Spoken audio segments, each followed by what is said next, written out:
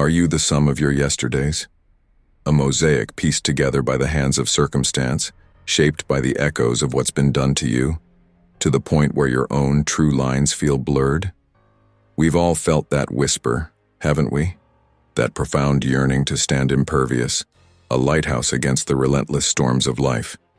To be the one who doesn't flinch when criticism cuts, who remains unbroken when trust shatters, who builds an unbreachable fortress against the rising tides of loss and disappointment.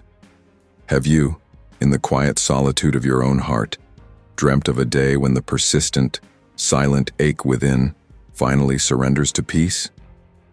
That gnawing internal anguish you've become so adept at cloaking beneath a veneer of "I'm fine," the exhausting, unending performance of strength, even when your spirit feels paper-thin?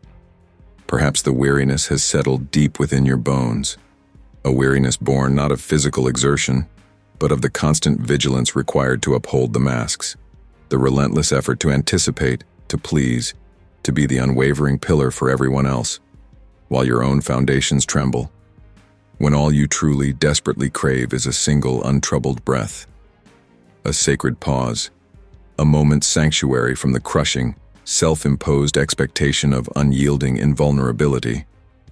But here lies a truth, a paradox many spend lifetimes avoiding.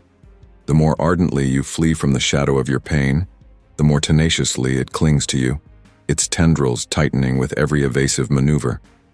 The more you strive to silence the urgent whispers of your heart, the more deafeningly they resound in the still, unguarded moments of the night.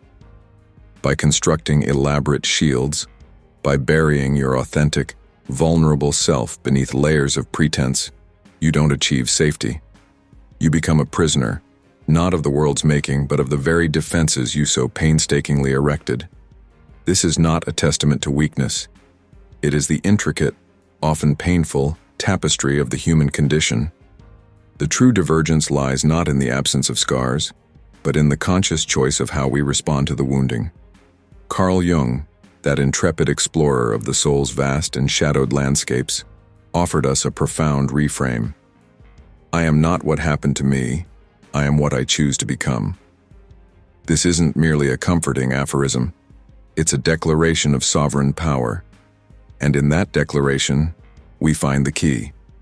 The path to unshakable inner strength is not paved with higher, thicker walls, nor with the cold, detached armor of indifference. It lies in the courageous, often daunting voyage into the uncharted territories within. It's about inviting every facet of yourself, the radiant light and the feared shadow, the celebrated strengths and the denied vulnerabilities, into the illuminating circle of conscious awareness. True, enduring strength is not the naive absence of wounds, but the profound courage to acknowledge their existence, to tenderly understand their origins, even as they continue to throb with the memory of pain. If these words stir something within you, a flicker of recognition in the depths of your being, understand this. Your presence here, listening, is not a matter of chance. This journey, this unfolding, is for those who are ready to cease being perpetually wounded by the world and its myriad actors, and to begin, with gentle curiosity, to understand what is being profoundly activated within them. It demands courage, yes, a steadfast willingness to confront truths that may initially sting with their rawness. But this very path, strewn as it may be with the debris of past illusions, is the sacred ground upon which genuine, unshakable freedom is built. You see, we are often conditioned to believe that our hurt is an external imposition, a consequence of others' actions, a sting from ill-chosen words, a wound inflicted by unexpected losses. But the brutal, ultimately liberating truth is far more intimate. Nothing external, no person, no circumstance, holds inherent power to shatter you unless it finds a resonant echo, a sympathetic vibration within the unhealed, unacknowledged spaces of your own inner world. What truly stings is not merely the present event, but the way it reanimates the ghosts of old traumas, the way it scrapes against hidden insecurities, the way it illuminates the disguised emptiness that lies dormant, waiting for a trigger. Your sudden surges of pain, your inexplicable anxieties, your volcanic eruptions of anger, these are not random, chaotic incursions. They are the psyche's eloquent, if often painful, reflections. They are urgent signals dispatched from the unintegrated, unloved parts of your inner landscape. This is the profound reason why some individuals can navigate storms that would utterly capsize others. The critical factor is not the storm itself, but the nature of the terrain it encounters within you. The deeply ingrained belief that you can, or must, control the world, or more insidiously, that you must attain some mythical standard of good enough, strong enough, perfect enough, to somehow earn immunity from pain. This is a pervasive and damaging illusion. The more desperately you cling to this phantom of control, the more constricting tension you weave into the fabric of your existence. Do you truly, at the core of your being, wish to alchemize your suffering? Then you must cease the exhausting flight. You must stop the reflexive act of protecting yourself from the rich, complex tapestry of your inner experience. What you fundamentally need is not more external control, but a more profound, unwavering internal awareness. Your authentic freedom, your true liberation, blossoms in the precise moment you realize that the external world can only trigger what is already held, already simmering within you. The true and only arena of lasting transformation is the vast, often mysterious realm of your unconscious. For what remains unseen, unacknowledged, will inevitably master you. But what is courageously brought into the light of your awareness, you can begin, with compassion and wisdom, to understand, and ultimately, to integrate. Carl Jung illuminated this with piercing clarity. Until you make the unconscious conscious, it will direct your life, and you will call it fate. The recurring, self-sabotaging patterns, the seemingly inexplicable emotional tempests, the gnawing sense of dissatisfaction, these are manifestations of the unconscious, an active, dynamic force brimming with unfulfilled memories, unexpressed desires, and deeply buried fears, all clamoring, in their own way, for your conscious attention. Those specific words that cut you to the quick? They are not merely words. They are live wires, touching upon old sensitive wounds within you, wounds you've perhaps spent a lifetime avoiding, never truly confronted or healed. From our earliest days, we may have learned to fear pain, perhaps subtly or overtly taught that vulnerability was a dangerous weakness, that authentic emotions were inconvenient, messy, and best suppressed. And so, you began to run. You constructed intricate defenses. You numbed, you distracted, you silenced. But suffering, when chronically fled, doesn't simply vanish. It merely changes its disguise. It morphs into pervasive anxiety, a crippling apathy, sudden destructive impulses, or a profound lingering sense of being unseen, unheard, and fundamentally misunderstood. Ignored pain doesn't heal. It silently, insidiously carves deeper tunnels within, until one day, often without warning, the carefully constructed ground beneath your feet gives way, and everything collapses. Jung, however, perceived suffering not as a malevolent foe to be vanquished, but as an invaluable, if challenging, messenger of the soul. He saw it as an alarm sounding from the depths of your being, the very language of your authentic, true self, striving to communicate something vital. If depression, as he suggested, is akin to a lady in black, don't reflexively push her away. Instead, with courage and curiosity, invite her in, offer her a seat, and listen, truly listen, to the wisdom she carries, to the unmet needs she represents. This profound, often chronic ache frequently arises because, at some level, you are at war with yourself.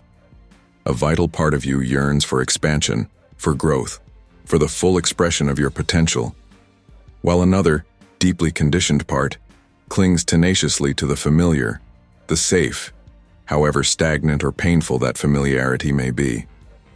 This internal friction, this tug-of-war between evolution and stasis, is precisely where deep-seated pain is born. Yes, change hurts.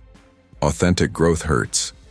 The courageous act of letting go of outdated beliefs, of severing toxic ties that no longer serve your highest good, of allowing what needs to die within you to actually die. This is, in its essence, a profound form of mourning, an internal alchemical process of death and rebirth. But it is precisely within this seemingly desolate space of deconstruction, when long-held certainties crumble into dust and your raw, unadorned vulnerability is laid bare, that something truly new, something authentically you, can finally be born. In these moments, you are granted the rare, precious opportunity to see who you truly are, stripped of the masks, divested of the layers of societal and self-imposed protection. And in that stark, unflinching honesty, suffering itself becomes a sacred catalyst, for it brings you to your knees, not in defeat, but in reverence, before the only power that can genuinely set you free, your integrated, whole self. This, in essence, is the arduous, yet profoundly rewarding path of individuation, the lifelong journey of becoming who you authentically are, not who society dictates, not who others expect you to be, and certainly not who you thought you needed to be merely to survive. It is an unlearning as much as it is a learning, a shedding of false skins. And yes, this unlearning, this dismantling of the persona, the mask Jung described as crafted for collective convenience, can at times hurt more intensely than any external rejection, as the very illusions that once defined your sense of self begin to dissolve. Remember, you are not your achievements, however grand. You are not your traumas, however deep. You are not the image you so carefully and perhaps unconsciously constructed to navigate the world. All of that was, in large part, a complex strategy for survival.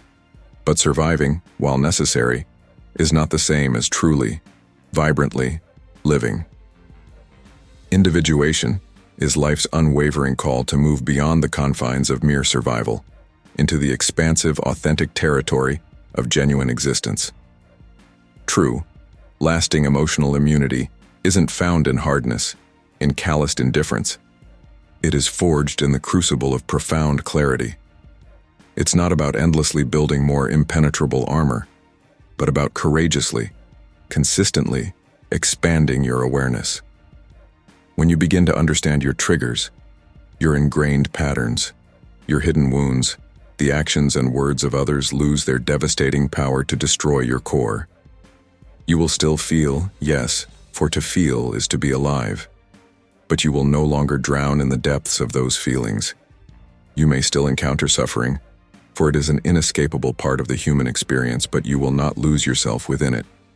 You will have, at long last, stopped being merely reactive, a puppet pulled by unseen emotional strings, and begun to live from a place of grounded, centered wholeness.